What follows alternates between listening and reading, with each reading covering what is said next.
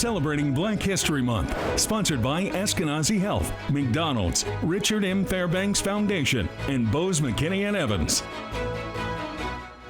As Wish TV celebrates Black history, we head to Indiana's first Freetown.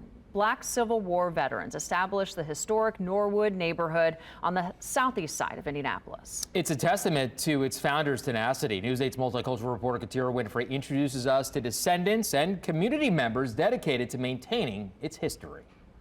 When Black Civil War veterans and freedmen founded Norwood in 1860, it carved out a safe space in the city near Fountain Square, and it stayed a self-maintaining town until the 1970s.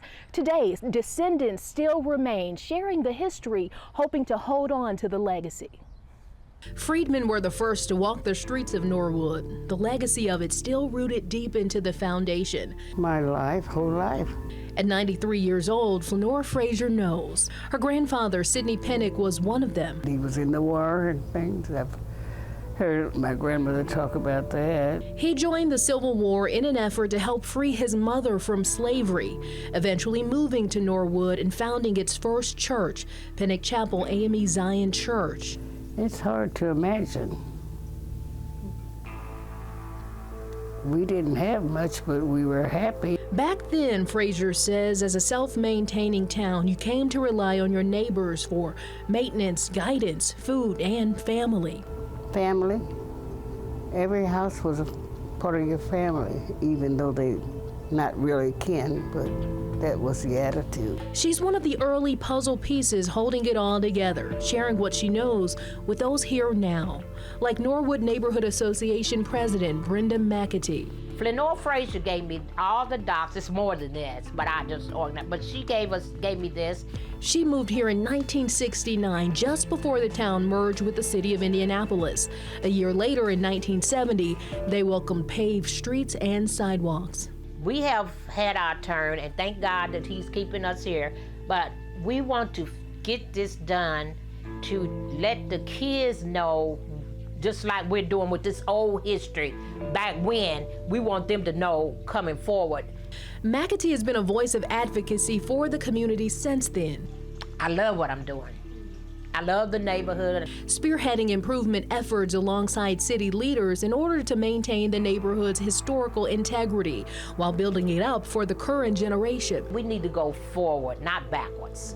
So that is what we're doing. We're going forward to improve the neighborhood, to make it a neighborhood where people can come and feel comfortable. She's been working alongside the Department of Metropolitan Development and the work they're doing to support the community.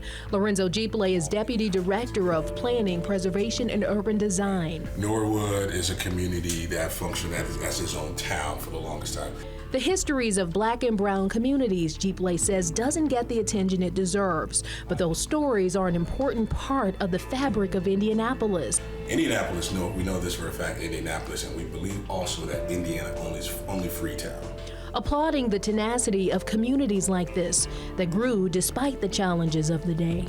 It was folks essentially saying, well, you don't want us, so we're going to take care of ourselves. But as the city grew, right, the resources became very, very limited, and it became to a point where you need access to us and we need access to you. Working closely with people like McAtee, they've worked to expand protections through historical designations to limit what people can do in terms of demolition, while also supporting affordable housing options. A major concern as nearby Fountain Square is seeing growing displacement and gentrification. There are active efforts, like I said, first of all, to protect the community.